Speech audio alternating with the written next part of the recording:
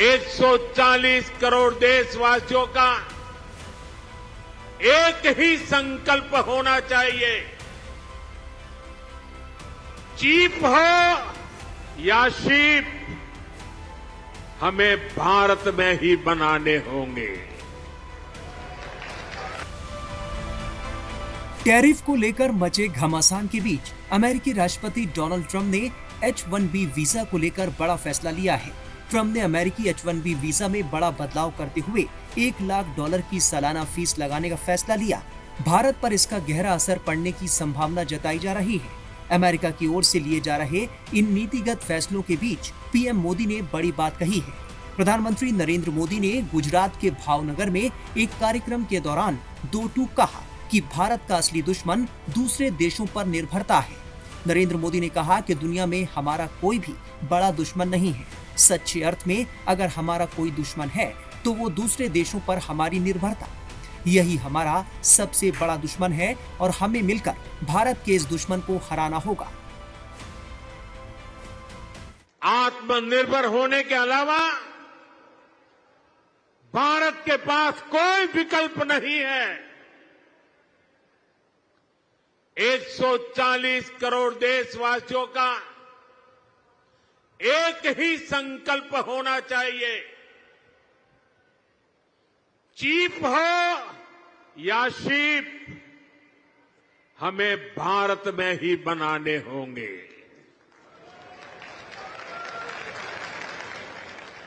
इसी सोच के साथ आज भारत का मैरीटाइम सेक्टर भी नेक्स्ट जनरेशन रिफॉर्म्स करने जा रहा है। आज से देश के हर मेजर पोर्ट को भांति भांति के डॉक्यूमेंट से, अलग अलग प्रोसेसेस से मुक्ति मिलेगी। वन नेशन वन डॉक्यूमेंट और one nation one port process अब व्यापार कारोबार को और सरल करने वाली है। पीएम मोदी ने कहा कि जितनी ज्यादा विदेशी निर्भरता उतनी ज्यादा देश की विफलता होगी। विश्व में शांति, स्थिरता और समृद्धि के लिए दुनिया के सबसे बड़ी आबादी वाले देश को आत्मनिर्भर बनना ही होगा। बता दें कि डोनाल्ड ट्रंप ने H-1B वीजा प्रोग्राम में बड़ा बदलाव करने के लिए एक घोषणा पत्र पर साइन किए हैं, जिसके बाद H-1B वीजा के लिए सालाना $1 लाख यानी करीब 88 लाख भारतीय रुपए शुल्क के रूप में देने होंगे। Dollar annual fee for H-1B visa, कैसे देखते हैं इसको? क्या इम्पैक्ट होगा, आपको क्या लगता है? जी, सवाल काफ़ी महत्वपूर्ण है भारत के लिए ख़ास तौर पर, क्योंकि 71% जो H-1B वीज़ा के हकदार हर साल होते हैं वो भारत से आते हैं, भारतीय नागरिक होते हैं। और ख़ास तौर पर भारत की आईटी कंपनीज़ जो कि अमेरिका के साथ करीब $200 बिलियन का बिजनेस साल में करती हैं, वो इस की लाभार्थी हैं। लेकिन इस तरह के आवर्जन पर प्रतिबंधित कानून बनाना एक तरह से इन गतिविधियों को अंकुश देगा, लेकिन इसके बदले में इसका प्रतिकार और कई तरीके से हो सकता है। जैसे आउटसोर्सिंग भारत से की जा सकती है उसी काम की, और जैसे और देशों के नागरिकों को या अमेरिका के अपने नागरिकों को भारतीय कंपनियां अमेरिका में नौकरी दे सकती हैं। लेकिन सवाल ये भी उठता है कि अमेरिका की खुद की आईटी इंडस्ट्री जो है उसके ऊपर इसका कैसा असर होगा।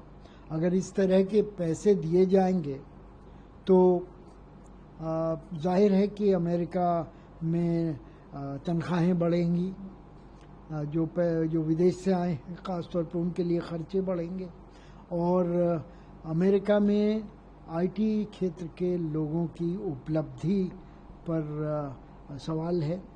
क्योंकि कई क्षेत्रों में जो कटिंग एज की जो क्षेत्र हैं आईटी में, जैसे आर्टिफिशियल इंटेलिजेंस वगैरह, उसमें दुनिया भर में प्रोफेशनल्स की शॉर्टेज है। दूसरी ओर अमेरिका में तो शॉर्टेज है ही, दूसरी ओर अमेरिका में जो आईटी के क्वालिफाइड लोग हैं, ग्रेजुएट वगैरह, उनकी मांगें, उनकी अपेक्षाएं तनख्वाहों से बहुत ज़्यादा हैं, और इस वजह से भी अमेरिका की अपनी कंपनियां भी कोशिश करती हैं कि भारतीयों को या अन्य देश के लोगों को बढ़ोतरी दें, उनको आगे लाएं, उनको पहले हायर करें। तो ये सब देखते हुए मुझे लगता है कि ट्रंप साहब का ये जो कदम है, ये अपने बेस, जो मागा का बेस है, उसको खुश करने के लिए किया गया है। अमेरिका के आधिकारिक आंकड़ों के मुताबिक H1B वीजा हासिल करने वालों में 71% भारत से हैं, जबकि चीन 11.7% के साथ दूसरे नंबर पर है। यही वजह है कि इसका असर सबसे ज्यादा भारतीयों पर पड़ने जा रहा है। ये 21 सितंबर से लागू हो रहा है।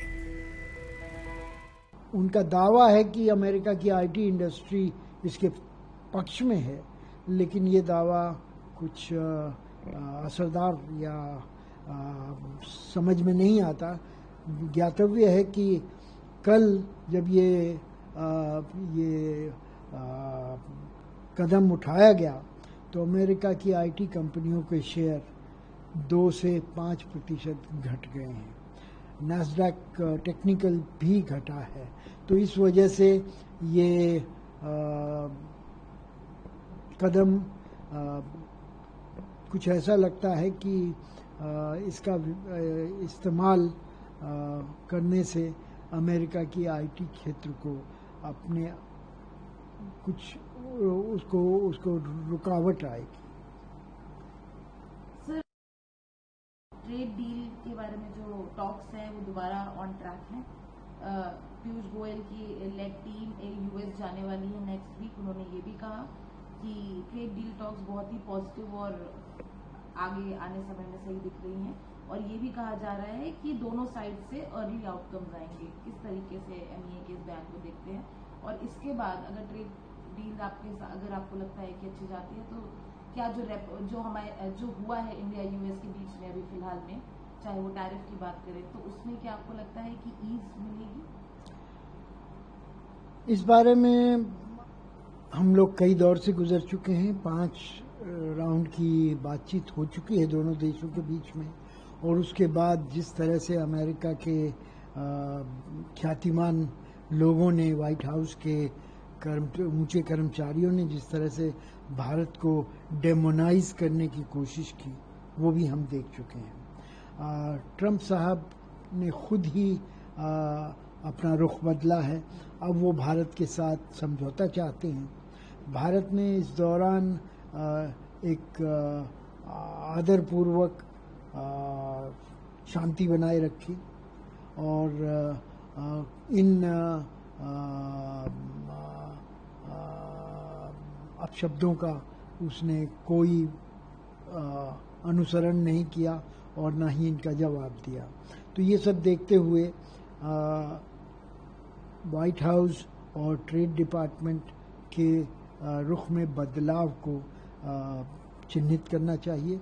और पिछले हफ्ते एक प्री टॉक्स के लिए अमेरिकी assistant trade secretary, trade representative Bharat आए थे, और उनके जाने के बाद ये आशा बंधी है कि 6ठे राउंड की बात हो सकेगी, और ये एक अपने में अच्छी पहल है। हालांकि 6ठा राउंड भारत में होना था, लेकिन वो पिछले महीने उसको स्थगित कर दिया था अमेरिका ने अपनी तरफ से। अब भारत के अगर व्यापार मंत्री अमेरिका जाते हैं तो ये एक अच्छा शकुन है, और हमें देखना होगा कि इसके पीछे अमेरिका के रुख में कुछ लचीलापन और बदलाव है, और भारत के प्रति जो उसने एक कठोर कदम 2 सतहों पर उठाए हैं, 25% रिटेलिएटरी टैरिफ और 25% सेकेंडरी टैरिफ रूस से तेल खरीदने के आरोप में, तो ये सब लगता है कि इनके ऊपर कुछ लगाम लगेगी और अमेरिका ये एक पक्षीय और निराधार कदमों से पीछे की तरफ हटेगा। इससे पहले अमेरिका ने भारतीय सामानों पर 50% का भारी टैरिफ लगाया है। कई राउंड की बातचीत के बाद भी इससे कोई राहत नहीं मिली है। गुजरात में प्रधानमंत्री मोदी ने आत्मनिर्भरता की भावना को जगाया। उन्होंने कहा कि अगर हम दूसरों पर निर्भर रहेंगे तो हमारे आत्मसम्मान को ठेस पहुंचेगी।